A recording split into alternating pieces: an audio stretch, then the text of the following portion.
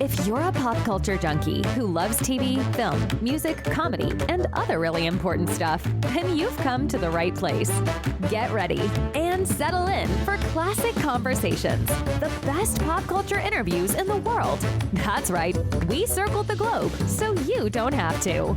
If you're ready to be the king of the water cooler, then you're ready for Classic Conversations with your host, Jeff Dwoskin. All right, Lee, thank you so much for that amazing introduction. You get the show going each and every week, and this week was no exception. Welcome, everybody, to episode 303 of Classic Conversations. As always, I am your host, Jeff Dwoskin. Great to have you back for what's sure to be the coolest episode of all time. One of the pink ladies herself is here today, Dinah Manoff. We're talking Grease, soap, Child's Play, and Dinah's amazing book, The Real True Hollywood Story of Jackie Gold. And all that's coming up in just a few seconds. And in these few seconds, do not miss our journey to the land of the lost. Last week, Kathy Coleman was here. Holly Marshall herself. We took the plunge 1,000 feet. So many great stories. And so many great stories await you in this episode as well. If you love Grease, if you love soap, if you love Empty Nest, you're in for a treat. All this and more coming up right now. All right, everyone, I'm excited to introduce you to my next guest, actress, director, author, Tony Award winner. Loved her in Empty Nest, Soap, Grease, I Ought to Be in Pictures, author of The Real True Hollywood Story of Jackie Gold. Please welcome to the show, Dinah Manoff. I'm filling in with all the applause that I know is out there. Hi, Jeff. Hi, how are you? I'm good. How are you? I am great. I want to say that Grease is one of my earliest memories of seeing a movie with my parents. And while that would be the natural place to start, we'll get to that in a second, because one thing that I discovered while diving into your world is that you have the distinction of being the first person killed by Chucky, and I thought that was really cool. I also think it's pretty cool. And, you know, when I made that movie, I did not anticipate that it would go anywhere. So, you know, it became this huge thing. And now, you know, when I do autograph signings, I mean, people come up to me asking me to sign, you know, Chucky's arm or leg or butt or, you know, yeah, that was me, Aunt Maggie. Do you ever, are you upset Aunt Maggie got killed right in the beginning? Because there was like, 1,000 sequels, now a TV show? No, you know, I've actually have not watched the movie Past Where I Die because it's not my genre. You know, I'm not a horror movie fan because they scare me. I'm the person who doesn't like the anticipation of when the hammer's going to hit you on the head. But so no, I did my horror film acting and it was really fun. And no, I don't need to go on with Chucky. We are exactly the same that way. I will say I'm not into horror movies, meaning because they scare me. I don't like to feel that way. But for you, of course, I watched so I could see you get killed, which was a beautiful thing, by the way. Ball peen. It was a good death, wasn't it? Yeah, I know. It was a good death. I mean, hammer to the head and then... Yeah, and that little hammer, too. Just that little boop right in the middle of the forehead. It was, I know, classic. And it wasn't even that probably killed you. It was probably the, what was that, a 5-10-story drop into a car. That's correct, yeah. Apparently in Chicago, that apartment building where we filmed that is now like on tours and things where you can see where Aunt Maggie fell out the window. I bet that's a pretty good spot. I love things like that. One of my favorite photos is Katz's Deli in New York. And it was like where, this is where Sally did the orgasm scene. That's right, yeah. So I watched it last night, and my wife was a canasta. While I was watching it, of course, I'm home alone. And I'm watching and I've got headphones on and it's freaking me out. And then I keep hearing things and now I'm getting freaked out watching the movie because I can hear things in my house. So it's like it was playing. That's why I don't like horror movies. Anyway. Yeah. All right. So do you own a Chucky doll? No. No. Why would you? No. That would just Although one Halloween I came home and my neighbors had strung one from my tree just because they thought that was hysterical. And no, but I don't have my very own Chucky doll, and I do not want one. So if you're listening, don't send me a Chucky doll. So interestingly enough, one of your very first things was with John Travolta on Welcome Back, Kotter. Yeah, I was a big fan of Welcome Back, Kotter, as was everybody then. It was like the biggest show on television. And it was my first role on TV. I couldn't believe that I got the part. And my part was I was supposed to ask John's character, Barbarino, to the dance, but then I end up going with Horseshack. So it was not the outcome I wanted. But yeah, that was the first time I met John and worked with him. Was that set fun, hanging with the sweat hogs and all that? Oh my God. For me, it was like I'd walked into a fairy tale because I had watched every episode of Welcome Back, Kotter, and there I was, with the guys. It was so cool. And of course I was, nervous because it was my first job. I think I was 19 when I did it. 18. It was funny because like in the era of when I'm watching like Seinfeld and all that, and like all the comedians are getting their own TV shows, Roseanne, all that kind of stuff, it never occurred to me because I just grew up watching Welcome Back, Kotter. I didn't really know the story, but that was an early one. Gabe Kaplan getting a show based on. Yeah, that's right. Yeah. Uh-huh. Yeah. So, but John's, such a huge breakout star. I mean, I remember even when I went to the studio to shoot that week that the girls were just trying to climb over the fence to get to him. He was a sensation. had he done Saturday Night? No. In fact, when we did Grease, John took us to a screening of Saturday Night Live before it had come out. And that's when we all turned to each other and went, oh my God, this is going to be huge. It's going to be huge. Yeah. So Grease was a little bit of a reunion for you. So you've been part of like a million classic things. Soap, when it came out, it had so much controversy, but now the legacy of Soap is that it's one of the greatest shows ever. Again, I was a fan before I was cast on it. So when I got the part of Elaine Lefkowitz, it was like walking into the pages of, your favorite book. I mean, there was Bert, and there was Mary, and there was the puppet, the ventriloquist. I can't even remember the names now. And Billy Crystal, who was like the first out character on television ever. And I got to play with them. And then when I did Empty Nest, Richard Mulligan played my dad. It was the same family. It was with Thomas Harris and Susan Harris written all of the episodes of Soap. And then she wrote the first 3 episodes of Empty Nest. She did Golden Girls too, right? I mean, Yeah, she did. Yeah. Susan Harris is a genius, and she writes characters with longevity. She designs them to be foils for each other in a way that can just go on for years and years, and great respect for her. But you're murdered in this one too. You're shot and killed. It's how it goes, easy come, easy go. I think I've died a few times, in my career. It's okay. Was the controversy as crazy? Like when you read, the Roman Catholic Church was coming out against it, all that kind of stuff when the show first debuted.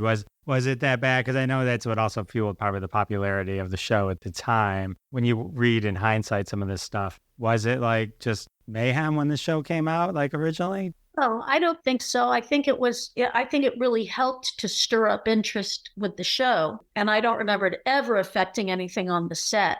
Remember, this is before the internet, and it's when tabloids were really doing all the dirty work. Any publicity that a show was getting was from newspapers and radio and television. And so there wasn't that kind of viral vitriol when something's controversial now, where it just takes over your life. There wasn't any of that. You're right. You just reminded me. The second you said that, I was like, you're right. Social media back then was my parents sneaking a National Enquirer from the drugstore, pretending they didn't buy it, but you still read it to get all the rag. Right. That kind of segues me very conveniently to my novel that I wrote, The Real True Hollywood Story of Jackie Gold, which is about that time. It's about a big star and her dealings with the paparazzi, and was really based on the stars of that time, like Demi and Lindsay Lohan, and even, Britney Spears when she was young, and the way, they were hounded and harassed. My book is a dark comic tale, but, a lot of those tales didn't end, so comically. How did you come up with the idea for the book, and how long did it take you to write it and get it all to the world, I guess? The original idea for this came through my experience of having the paparazzi show up on my doorstep right after my first son was born. And this guy from the Inquirer showed up on my doorstep questioning my son's paternity. Up until then, I had had stories written about me in the Star, the Inquirer. I was around, and the stories were harmless. They were silly. That I dyed my hair to match the fur on the dog in the show, An Empty Nest, stuff like that. I was like, yeah, fine. But this was scary and invasive. And I chased that guy off my property. And it was not long before that Princess Diana had been killed by the paparazzi chasing her into that tunnel. And it just made me want to write about it. In a way, I don't write memoir. I like to write fiction. And so I wanted to invent a situation where there was a big star who had been caused great harm by the paparazzi. And it evolved into this book. I started it in a workshop years and years ago. And then I had children and found them very inconvenient for writing, felt that I would have to make a choice. I could either parent them or I could go on, locking myself away and writing a novel. And so I put it away for many years and then brought it back out. And lo and behold, a couple of years ago, I found a really nice independent publisher. The idea, that it's told in the beginning, Jackie ends up in a coma and then the whole thing takes place that way. And then hearing all of the stories and being aware of everything going on. It was just very interesting approach to telling the story. You said that you didn't want to do a memoir, but did you, not specifically where anyone could go dissect it to say, oh, this is your life, but did you pull here and there from things and people you knew to kind of craft the story? Of course. I mean, Jackie's a compilation of people I knew. I grew up in Malibu. I had spent several years as a child in Malibu Colony, where Jackie starts off. I found that really evocative for writing. It was really fun to write about that era because it's so different from the Malibu that people know now. Certainly, Jackie's mother is not my mother. My mother was a good, consistent parent, and Jackie's mother abandons her. And a lot of the book is about that. So yeah, I grew up in show business, and that's how Jackie grew up. And outside of that, our lives are not that similar. But she's funny. And I hope that I wrote her with humor and with sass. I can tell you what Jamie Lee Curtis said about my book. It's right here on the blurb on the front cover. She said, "The real true Hollywood story of Jackie Gold is a brilliant rewinding of a life of Hollywood, glitz, grit, gluttony, and nose jobs." And I thought that was perfect description. That is funny. You have an audiobook version of it also. Yeah. What's the process of it? Is it just, I know because you had other people in it, right, as well, and the audiobook version. And if the people listening, would you rather them go by the book or by the audiobook? Which is the experience? I'd rather they buy both, of course. But, of course. I think the audiobook is the most fun way to hear it now.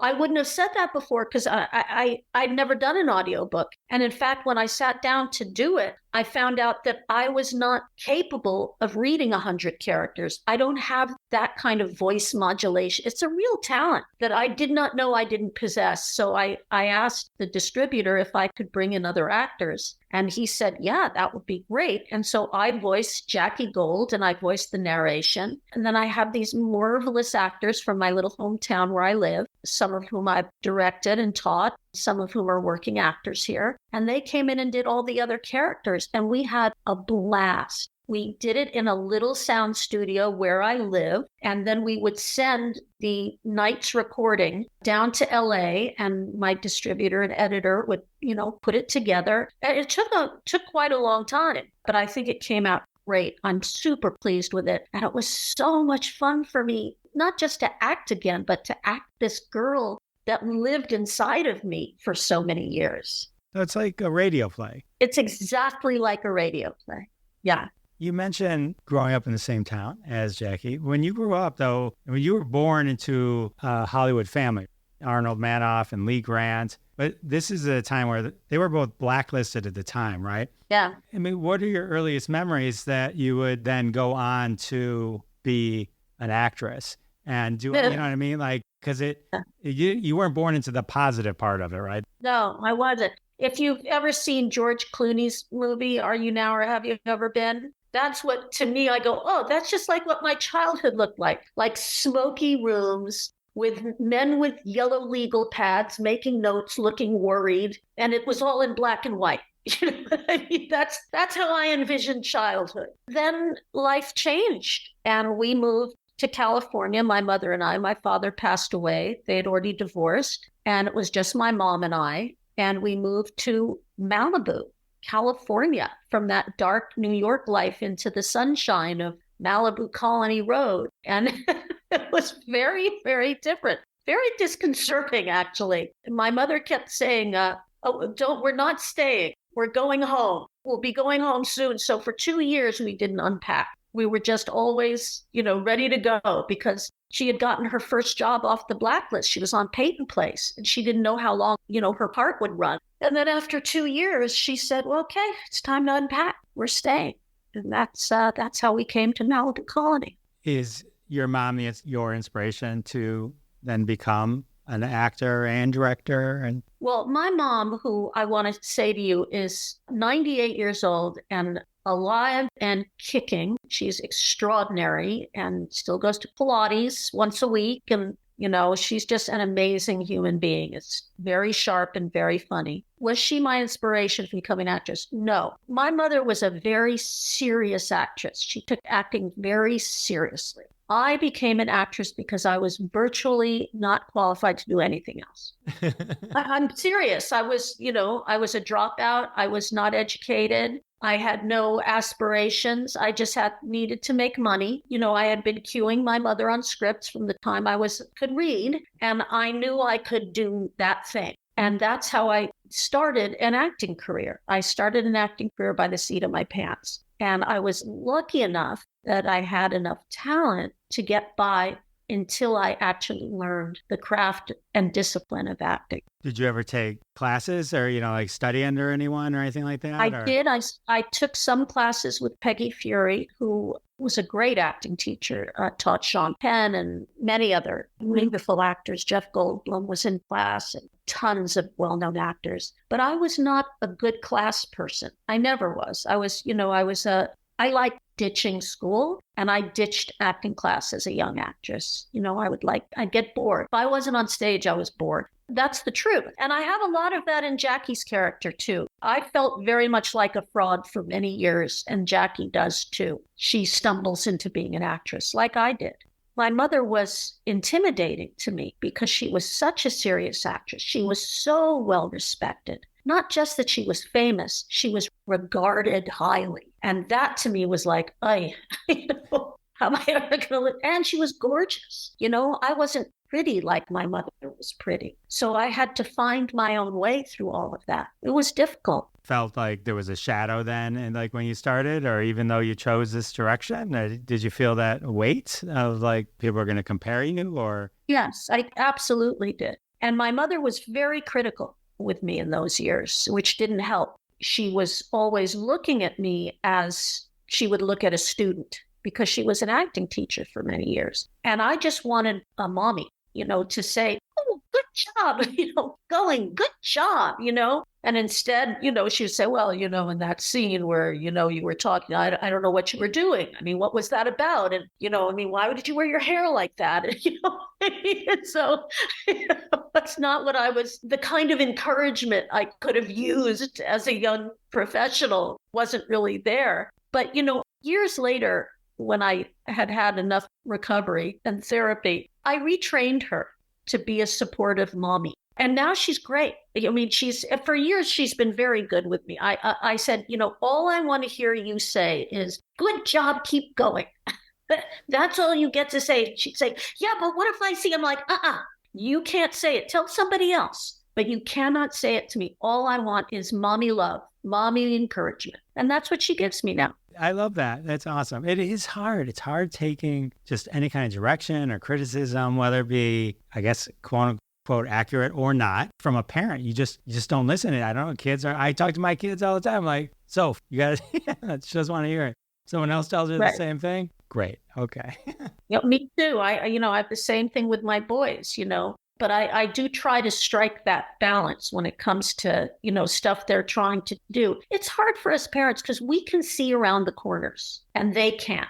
And we say, watch out, the train's coming. And they go, no, it isn't. You go, yeah, but it is. I really know the train's coming. They go, no, it isn't. And then you have to watch them get smacked by the train, and that's our job, I guess, is to let them get smacked and pick themselves up so they can learn the lessons for themselves. It's terrible. Was your mom, did she try and talk you out of being an actress? Just because, as much success as she had, the world came in a little bit on her, right? And your dad, like with the blacklisting. She definitely did not encourage me to be an actress. She didn't talk me out of it. She didn't try to talk me out of it, but it certainly wasn't what she was encouraging me to do. And I also think my mom felt very powerless as an actress. She felt so dependent on her looks and on her youth. And she didn't want that for me. And rightly so.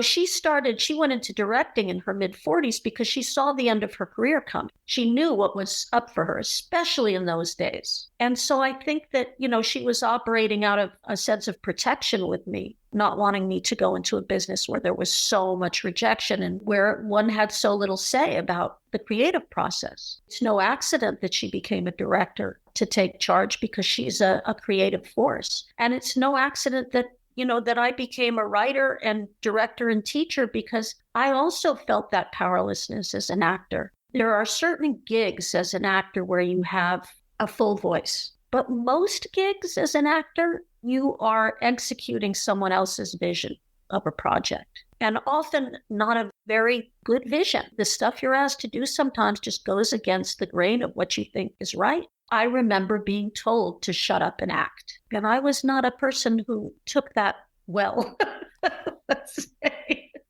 So I had to find other outlets where I felt I had a full voice. Well, with the writing of the book, that puts you full in control, writer. Yeah, that puts you full in control. Yeah.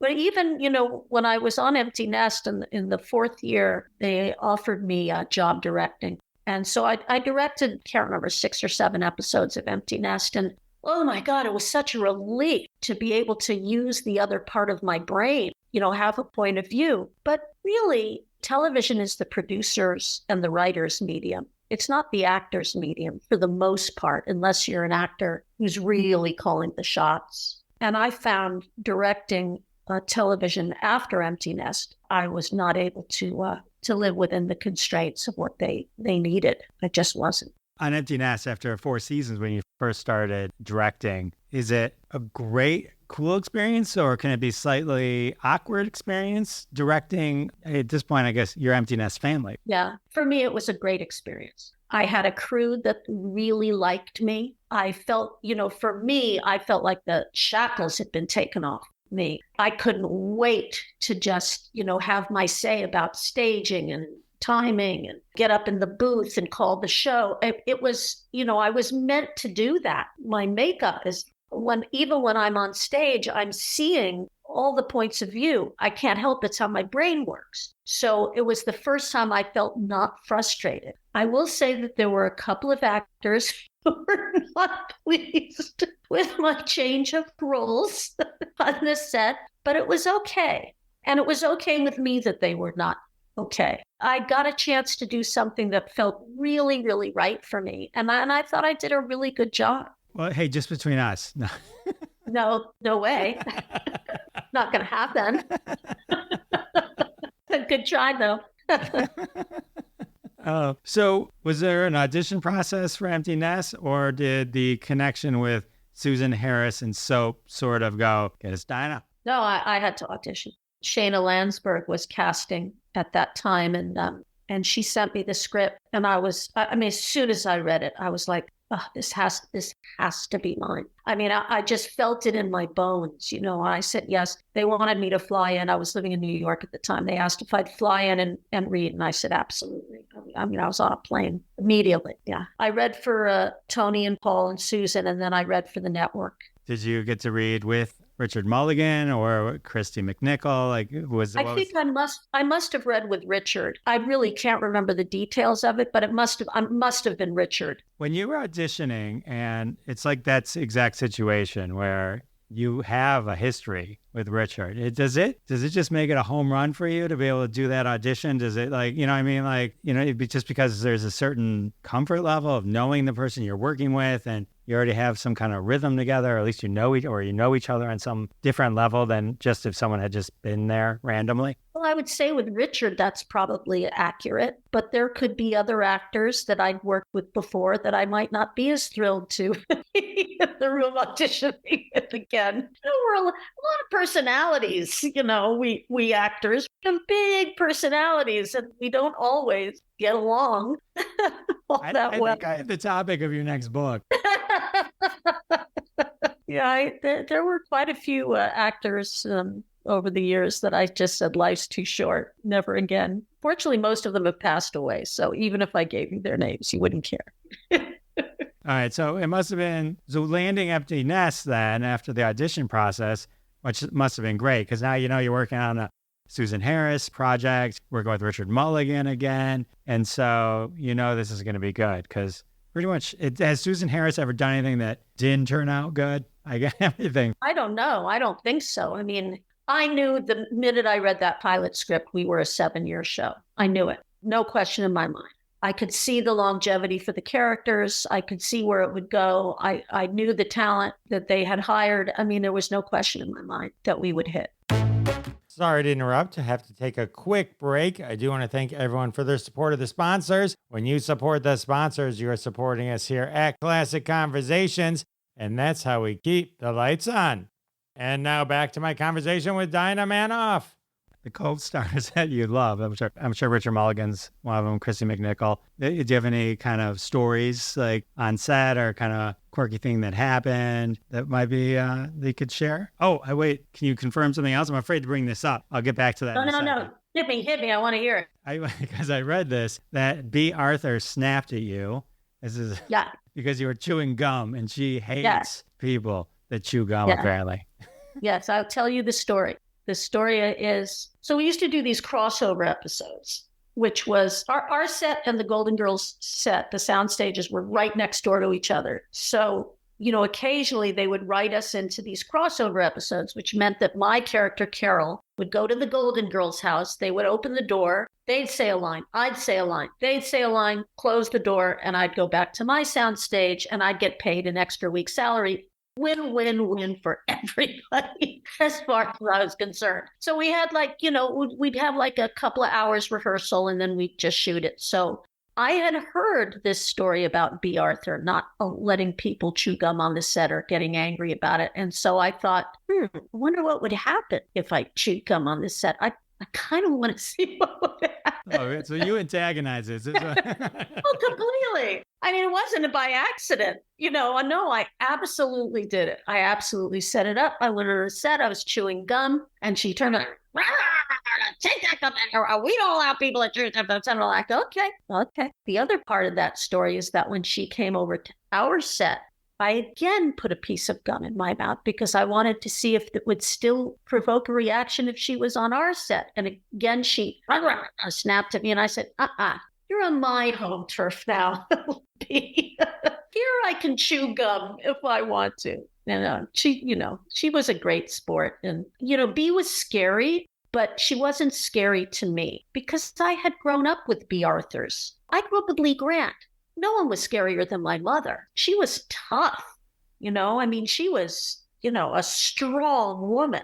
So B. Arthur was not intimidating to me.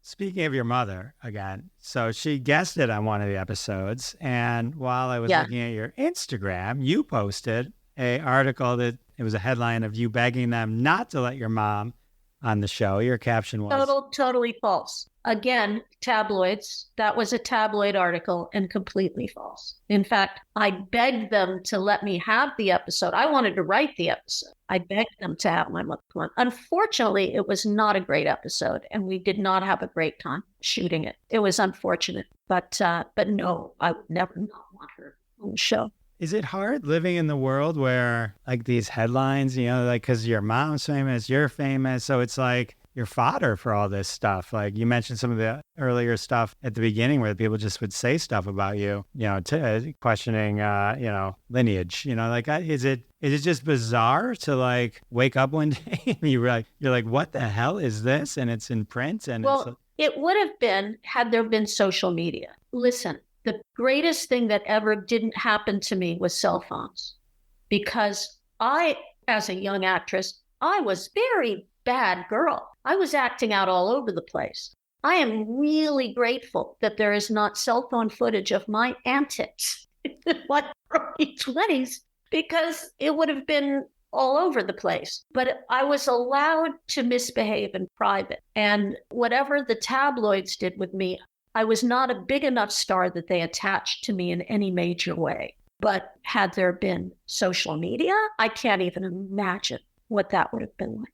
I don't know how the young actors or the older actors even get through it now. When it's just in your face all the time, it's terrible. It's terrible. it seems to get worse all the time now. It's like if there's a topic, they want something, they force you. And if you don't say anything, you're not saying anything. And then it's like they turn it into a real no-win situation. They just turn it. Exactly. It's a lose-lose, wherever you go. So no, I consider my experiences, nothing compared to what actors are going through, or just celebrities. So I mentioned Soap and Richard Mulligan, but I neglected to mention that you also had a sitcom pilot with Park Overall, one of your other co-stars, and you were in Family, an episode of Family, with Christy McNichol. Yeah, I know. Isn't that cool? I know. I did an early in my career, I did an episode of Family, and I think Chris was 14 at the time. I think we have 4 or 5 years between us. I can't remember. So I may have been like 18 or 19, and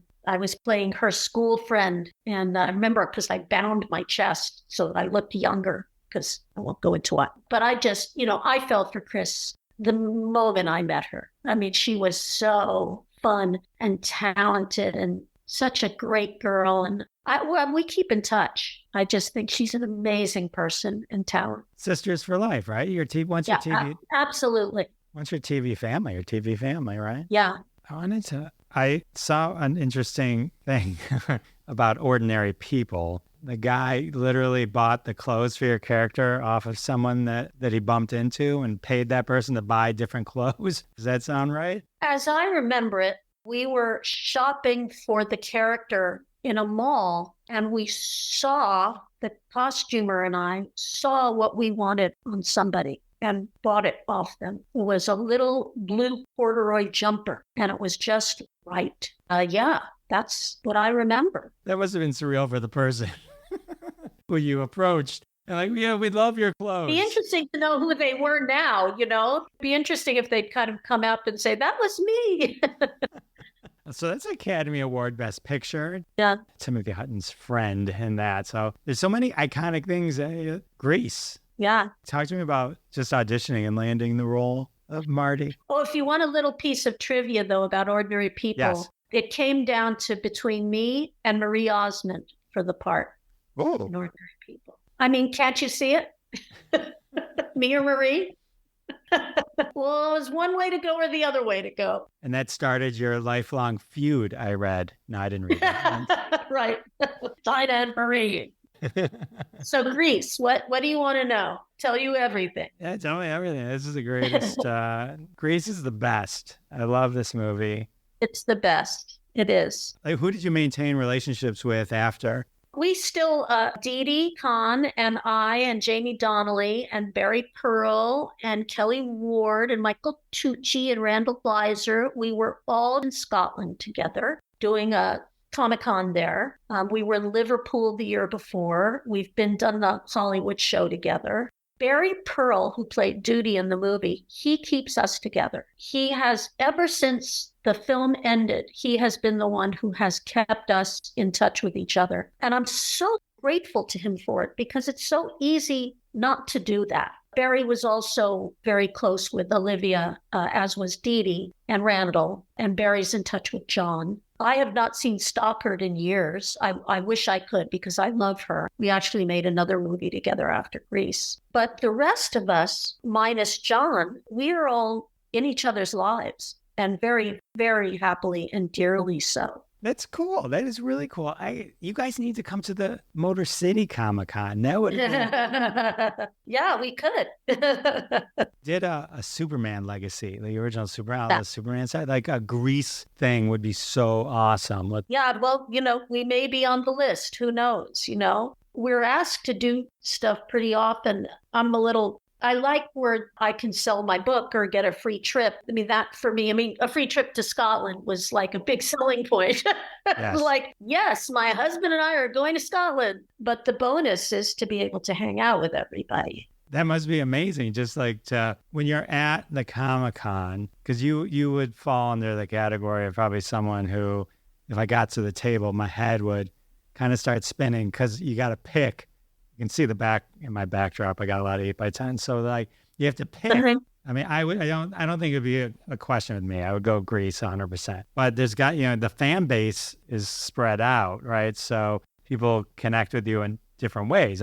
Grease happens to be me. Somebody might have connected with, Chucky or, Child's Play or Soap or anything. So what, is it a good mix, or is it, when people come to your table? We're being sold as Grease. You know what I'm saying? So that's the big draw. The Grease fans, they come, they dress up in characters, and that's what they're there for. But every 10 or so people, someone will show up with a Chucky doll or be an Empty Nest fan. I did Golden Con for 2 years, and those were a whole different group of fans of, the Golden Girls and Empty Nest and stuff. And Christy did that, and David Leisure. So it just depends. Oh, was your mom originally given the opportunity to be one of the Golden Girls? Yes. They sent her the script. Yeah. Which one? Whatever one she wanted. They just sent her the script and asked her if she wanted to do it. And she was, she didn't want the pressure of acting. All right. What's your favorite scene in Grease? Well, my favorite scene to act in Grease was the slumber party, because it was so much fun pretending to get drunk and torture Olivia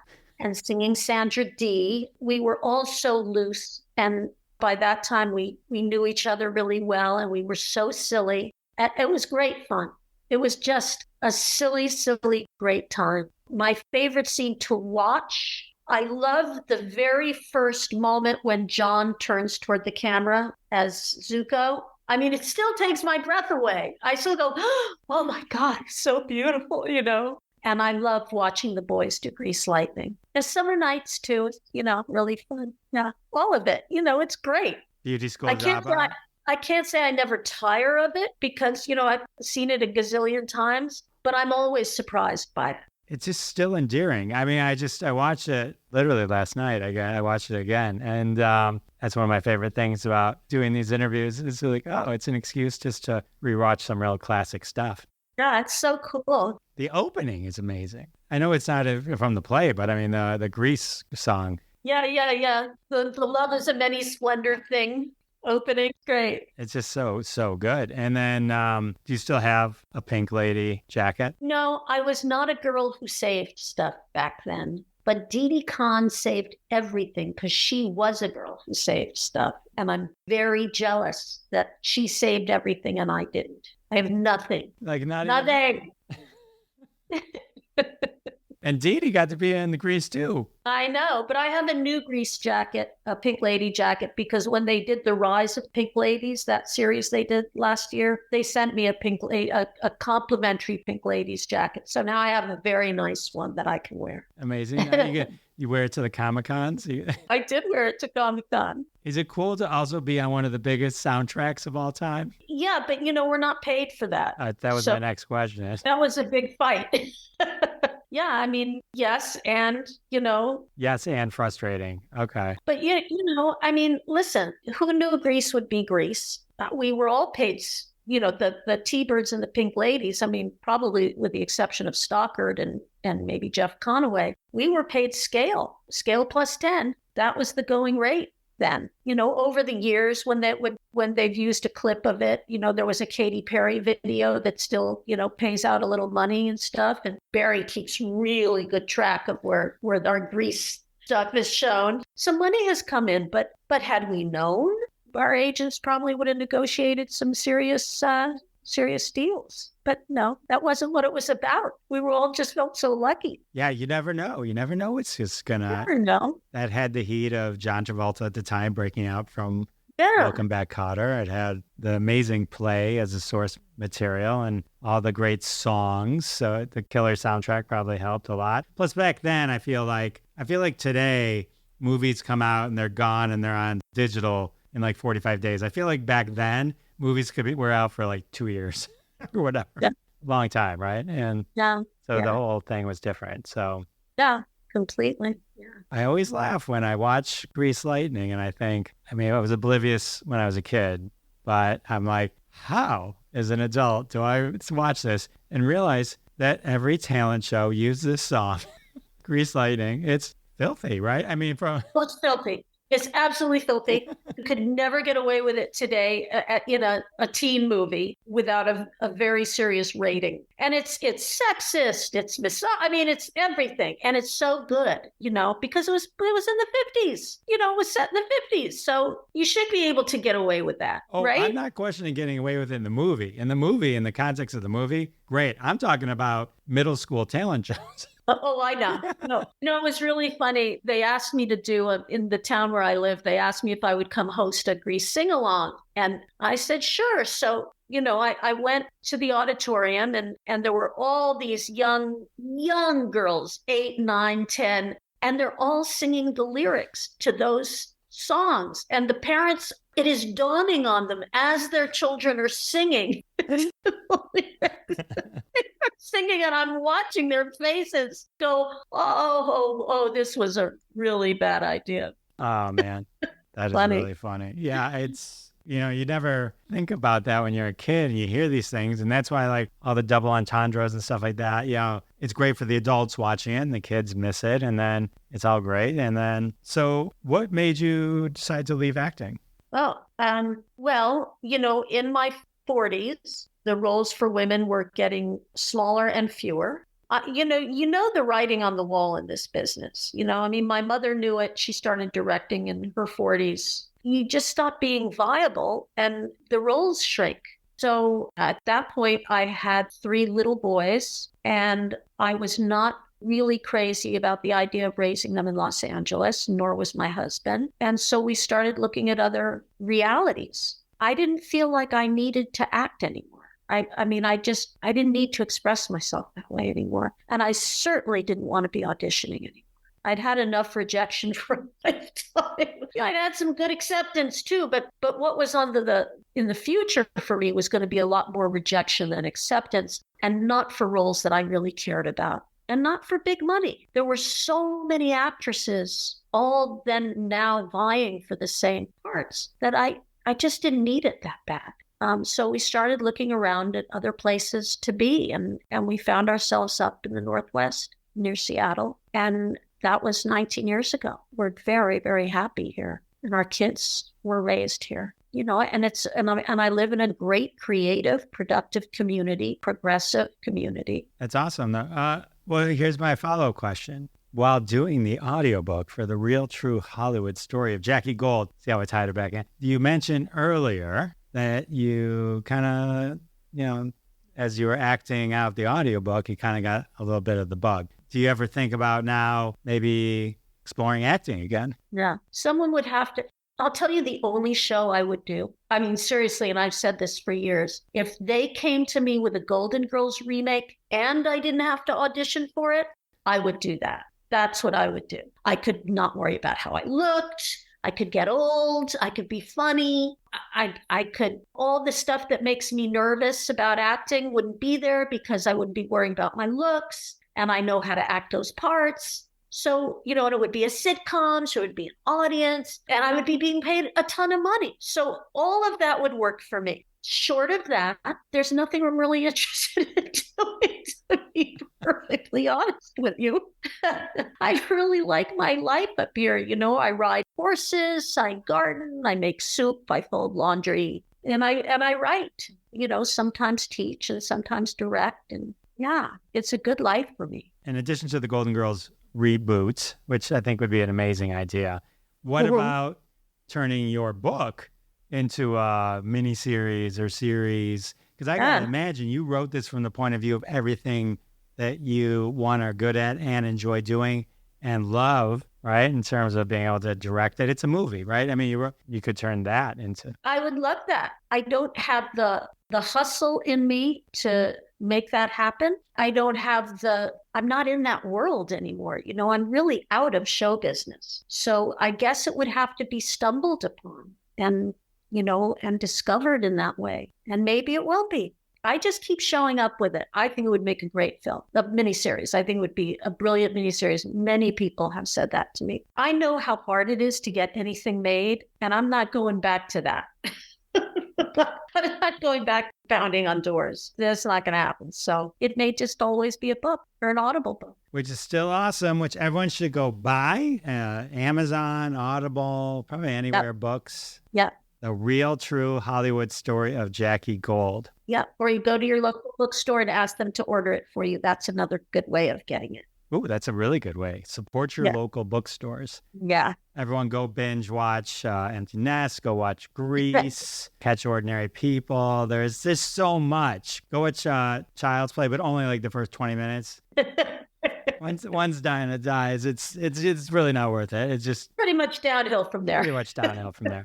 And Grease, get a sing-along going. This was so much fun. Thank you for hanging out with me. Thank you, Jeff. It was really fun being with you. All right. Summer Lovin' had me up. How amazing was Dinah Manoff? I know. So many great stories. So fun. So fun. She was in so many classic things. So great. Definitely check out her book, The Real True Hollywood Story of Jackie Gold. There's a link in the show notes. Super fun read. Well, with the interview over, it can only mean one thing. I know another episode has come to an end. I can't believe it either. Where does the time go? One more huge thank you to my guest, Dinah Manoff. And of course, another huge thank you to all of you for coming back week after week. It means the world to me, and I'll see you next time. Thanks so much for listening to this episode of Classic Conversations. If you like what you heard, don't be shy and give us a follow on your favorite podcast app. Also, why not go ahead and tell all your friends about the show? You strike us as the kind of person that people listen to. Thanks in advance for spreading the word, and we'll catch you next time on Classic Conversations.